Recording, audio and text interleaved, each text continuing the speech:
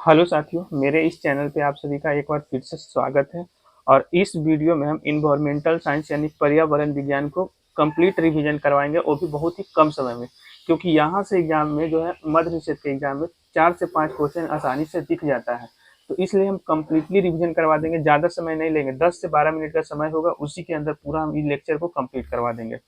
चलिए शुरू करते हैं। सबसे पहले पर्यावरण आपसे पूछा जाएगा, इन्वायरमेंट क्या होता है। ठीक है, पहला तो यही से क्वेश्चन बनता है। तो हमारे चारों ओर वह आवरण जो हमें घेरे हुए होता है उसी को पर्यावरण कहते हैं। हमारे चारों ओर जो आवरण होता है ना, जो हमको घेर के रखता है, उसी को पर्यावरण कहते हैं। ठीक है। अब पर्यावरण जनरली दो घटक से मिलकर के बनता है। पहला होता है जैविक घटक और दूसरा होता है अजैविक घटक। पर्यावरण कितने घटक से मिलकर बनता है? दो घटक से। कौन कौन? जैविक, अजैविक। देखिए, जैविक मतलब जिसमें जीवन हो, यानी कि सजीव। जैविक घटक का मतलब समझ लीजिएगा सजीव से। और अजैविक घटक अ मतलब जिसमें जीवन ना हो, यानी निर्जीव से। तो जैविक घटक जनरली सजीव होता है और अजैविक घटक जनरली निर्जीव होता है। यहाँ से क्वेश्चन ये नहीं पूछेगा कि किसको क्या कहते हैं, ज्यादातर एग्जाम्पल से क्वेश्चन पूछेगा। जैसे पशु, पशु दे देगा कि पशु बताइए कि कौन सा घटक है, जैविक है कि अजैविक है। तो पशु जो है वो जैविक घटक है। जैसे पेड़ पौधा हो गया, पशु हो गया, मनुष्य हो गया, या जितने भी सूक्ष्म जीव हो गया, इस सबके सबके सब जैविक घटक है, एग्जाम्पल है।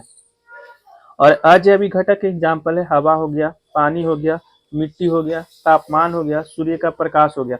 बताइए, इस सब के अंदर जान होता है? नहीं ना होता है, यानी निर्जीव होता है। तो ये सब किसका एग्जाम्पल हो जाएगा? तो अजैविक घटक का एग्जाम्पल हो जाएगा। ठीक है। जैविक अजैविक घटक का एग्जाम्पल बता दीजिएगा ना। पेड़ पौधा, पशु, मनुष्य, सूक्ष्म जीव, ये सब के सब जैविक है। हवा, पानी, मिट्टी, तापमान, सूर्य, ये सब के सब अजैविक है। आगे चलिए। यहाँ से तो बहुत बार एग्जाम में क्वेश्चन पूछा गया है। सबसे पहले पारिस्थितिकी। और पारिस्थितिकी को कहीं इंग्लिश में कहते हैं इकोलॉजी। तो सबसे पहला क्वेश्चन यहाँ से कई बार पूछा गया है कि इकोलॉजी यानी पारिस्थितिकी शब्द सबसे पहले किसने दिया है? तो अर्नेस्ट हैकल ने दिया। ये क्वेश्चन कई बार एग्जाम में आया है कि पारिस्थितिकी यानी इकोलॉजी शब्द सबसे पहले किसने दिया है? तो अर्नेस्ट हैकल ने दिया है। और ये पारिस्थितिकी होता क्या है? तो देखिए, जीव और उनके वातावरण के जो पारस्परिक संबंध का जो अध्ययन करते हैं ना, उसी अध्ययन को कहते हैं इकोलॉजी। लॉजी माने ही होता है अध्ययन करना, और इको मतलब हो गया जीव और उनके वातावरण के बीच के संबंध का अध्ययन करना। तो इकोलॉजी यानी पारिस्थितिकी में क्या करते हैं? तो जीव और उनके जो वातावरण होता है उसके संबंध का अध्ययन ही क्या कहलाता है? इकोलॉजी यानी पारिस्थितिकी कहलाता है। और पारिस्थितिकी शब्द सबसे पहले किसने दिया था? तो अर्नेस्ट हैकल ने दिया था। यहाँ तक कोई दिक्कत नहीं है। अगला है पारिस्थितिकी तंत्र, यानी इसी को इंग्लिश में कहते हैं इकोसिस्टम। तो ये जो पारिस्थितिकी तंत्र है शब्द, वो किसने दिया था सबसे पहले? तो एजी टेंसले ने दिया था। दोनों याद रखिएगा, पारिस्थितिकी शब्द सबसे पहले अर्नेस्ट हैकल ने दिया था, और पारिस्थितिकी तंत्र शब्द सबसे पहले किसने दिया था? तो एजी टेंसले ने दिया था। ये दोनों क्वेश्चन हर बार एग्जाम में आता है। आगे चलिए, यहाँ से फूड चैन से यानी कि खाद्य श्रृंखला से। तो देखिए, फूड चैन मतलब सिंपल सा भाषा में समझिए ना, कि जैसे कि मान लीजिए घास था, तो घास को खाया हिरन खा लिया। ठीक है। और ये हिरन को कौन खा लिया? तो हिरन को खा लिया सिंपल सा, या तो टाइगर खा लिया, या बाघ या लायन खा लिया। तो ये पूरा जो है ना, इस श्रृंखला को ही कहते हैं खाद्य श्रृंखला। और खाद्य श्रृंखला में जो ऊर्जा का प्रभाव होता है वो एक दिशीय होता है।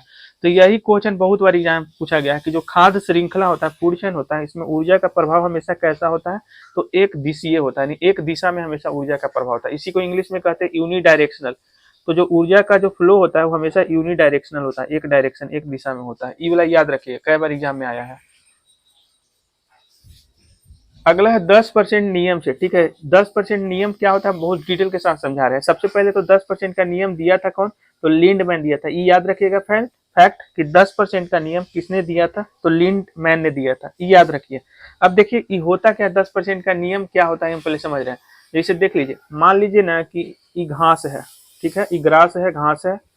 सूर्य का किरण जो है इस पे पड़ा तो घास उगा। ठीक है, सूर्य के किरण से इन ये थी मतलब सूर्य के किरण से लेकर के जो घास था वो फोटोसिंथेसिस किया, या पेड़ पौधा फोटोसिंथेसिस किया सूर्य के किरण की मदद से। तो सूर्य का लगभग 1% एनर्जी जो है ना इस्तेमाल कर पाता है फोटोसिंथेसिस के लिए।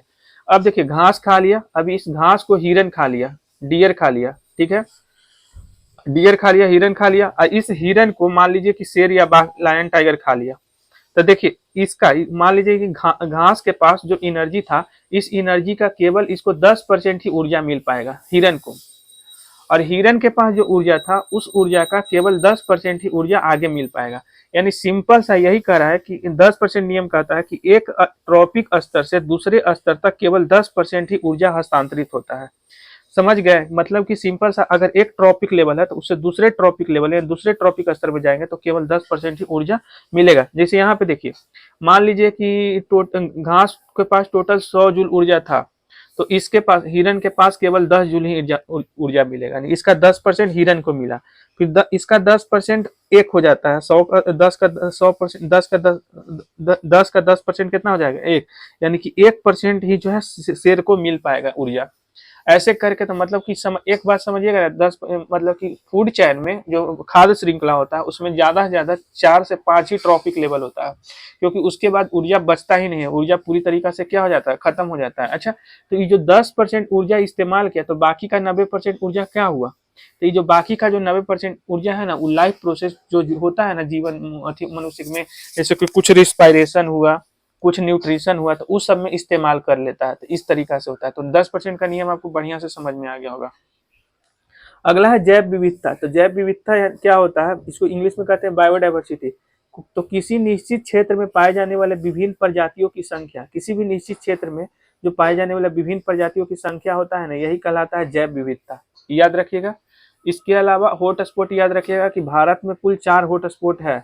पश्चिमी घाट है, याद रखिएगा चारों में कौन है? पश्चिमी घाट है, दूसरा पूर्वी हिमालय है, तीसरा भारत म्यांमार का सीमा है, और चौथा सूडालैंड है। तो 4 गो भारत में हॉट स्पॉट है। भारत में कितने हॉट स्पॉट है? 4। पश्चिमी घाट, पूर्वी हिमालय, भारत म्यांमार की सीमा और सूडालैंड। एक है रेड डाटा बुक। देखिए, ये रेड डाटा बुक जो है ना, वो रेड डाटा बुक को कौन जारी करता है? क्वेश्चन पूछेगा। तो IUCN एक संगठन है जिसका फुल फॉर्म होता है international union for conservation of nature. तो ये रेड डाटा बुक जारी कौन करता है? तो IUCN जारी करता है। ऐसे IUCN का या रेड डाटा बुक का जो मुख्यालय है वो स्विट्जरलैंड में पड़ता है। तो ये क्या करता है कि जो जानवर लुप्त प्राय है, यानी कि लुप्त होने के कगार पे या लुप्त हो गया है, उसका डाटा जारी करता है रेड डाटा बुक। तो ये बात तो आपको समझ में आ गया होगा। तो क्वेश्चन याद रखिएगा कि रेड डाटा बुक को जारी कौन करता है? तो IUCN जारी करता है। अगला है हरित गृह प्रभाव। इसी को इंग्लिश में कहते हैं ग्रीन हाउस इफेक्ट। तो देखिए, ग्रीन हाउस इफेक्ट में क्या होता है कि पृथ्वी का तापमान बढ़ने लगता है। हरित गृह के प्रभाव से पृथ्वी का जो तापमान है वो क्या होता है? बढ़ता है। और इसके लिए जिम्मेवार गैस कौन कौन है? तो जल वाष्प है, जल वाष्प इसी को कहते हैं कि water vapour, carbon dioxide, methane, CH4 को मीथेन कहते हैं, इसके अलावा नाइट्रस ऑक्साइड और ओजोन। ठीक है। तो हरित गृह प्रभाव के लिए जो महत्वपूर्ण जो प्रभावी गैस है वो कौन है? तो जल वाष्प है, कार्बन डाइऑक्साइड है, मीथेन है, नाइट्रस ऑक्साइड है और ओजोन है। तो ये सब हरित गृह प्रभाव के लिए जो है इफेक्टिव है। आगे ओजोन लेयर डिप्लेशन से समझ लीजिए, यहां से भी क्वेश्चन पूछता है। ओजोन लेयर, इसी को क्षयन बोलते हैं, ओजोन सतह का क्षयन। ठीक है। तो ओजोन लेयर, पहले बात तो कि पाया कौन सा मंडल में जाता है? तो समताप मंडल में, इसी को इंग्लिश में कहते हैं स्ट्रेटोस्फीयर। ठीक है। तो ओजोन लेयर कौन सा मंडल में पाया जाता है? तो समताप मंडल में पाया जाता है। और ये ओजोन लेयर का काम कौन सी होता है? तो सूरज के जो पराबैंगनी किरण आता है ना, उसको रोकता है। सूरज के पास जो पराबैंगनी किरण होता है, वो पराबैंगनी किरण को ही ओजोन लेयर रोकता है। ठीक है। इसी को यूवी रे, अल्ट्रावायलेट रे भी कहते हैं इंग्लिश में। और ओजोन लेयर के लिए जो क्षरण के लिए जो जिम्मेवार गैस है वो कौन सा है? तो CFC है, क्लोरोफ्लोरोकार्बन है। तीनों याद रखिएगा। चौथा, ओजोन लेयर का जो मोटाई है उसको कोची में मापते हैं? तो डॉप्सन में मापते हैं। तो इस 4 फैक्ट याद रखिएगा। ओजोन लेयर कौन से मंडल में पाया जाता है? तो समताप मंडल में पाया जाता है। ओजोन लेयर किसको रोकता है? तो पराबैंगनी किरण को रोकता है। इसके क्षरण के लिए या क्षयन के लिए कौन जिम्मेवार है? तो CFC यानी क्लोरोफ्लोरोकार्बन। और ओजोन लेयर के मोटाई को कोची में मापते हैं? तो डॉप्सन में मापते हैं। यहाँ से तो क्वेश्चन हर बार एग्जाम में आता है भर भर के। भारतीय पर्यावरण कानून से संबंधित है। जैसे सबसे पहले आया था वन्य जीव संरक्षण अधिनियम। तो वन्य जीव संरक्षण अधिनियम कब आया था? तो 1972 को आया था वन्य जीव। और आपसे पूछे कि वन संरक्षण अधिनियम कब आया था? तो वन संरक्षण अधिनियम 1980 में आया था। वन्य जीव पूछे तो 1972, और वन संरक्षण अधिनियम पूछे तो 1980। इसके अलावा जल प्रदूषण निवारण और नियंत्रण अधिनियम कब आया था? तो 1974। देखिए, जल का बात हो रहा है। जल प्रदूषण निवारण और नियंत्रण अधिनियम कब आया था? तो 1974 में आया था। और अगर वायु प्रदूषण निवारण और नियंत्रण अधिनियम पूछे तो 1981 में। इसके अलावा याद रखिएगा कि पर्यावरण संरक्षण अधिनियम कब आया था? तो 1986 में आया था। इसको स्क्रीनशॉट लेकर के रिवाइज कर लीजिए, क्योंकि यहाँ से क्वेश्चन एगो दिख जाएगा आपको। और लास्ट है कुछ दिवस जो कि पर्यावरण से संबंधित है, जैसे विश्व आर्द्र भूमि दिवस तो 2 फरवरी को, इसी को इंग्लिश में कहते हैं वर्ल्ड वेटलैंड डे। तो विश्व आर्द्र भूमि दिवस कब मनाया जाता है? तो 2 फरवरी को। विश्व जल दिवस कब सेलिब्रेट किया जाता है? तो 22 मार्च को। इसी दिन बिहार दिवस भी सेलिब्रेट किया जाता है। तो विश्व जल दिवस कब सेलिब्रेट किया जाता है? 22 मार्च को। पृथ्वी दिवस कब मनाया जाता है? तो 22 अप्रैल को मनाया जाता है पृथ्वी दिवस। विश्व पृथ्वी दिवस कब मनाया जाता है? 22 अप्रैल को। विश्व पर्यावरण कहाँ किस दिन मनाया जाता है? तो 5 जून को मनाया जाता है। और ओजोन परत दिवस कब मनाया जाता है? तो 16 सितंबर को। तो ये पांचों याद रखिएगा। आर्द्र भूमि दिवस 2 फरवरी, विश्व जल दिवस 22 मार्च, पृथ्वी दिवस 22 अप्रैल, पर्यावरण दिवस 5 जून, ओजोन परत संरक्षण दिवस तो 16 सितंबर। साथियों, आप लोगों को वीडियो मेरा कैसा लगा कमेंट करके जरूर बताइएगा। ताकि कमेंट अच्छा लगे तो यस मतलब कि अच्छा तरीके से कमेंट कीजिएगा, खराब लगे तो भी आप कमेंट कर सकते हैं। बाकी चैनल को सब्सक्राइब कर लीजिएगा।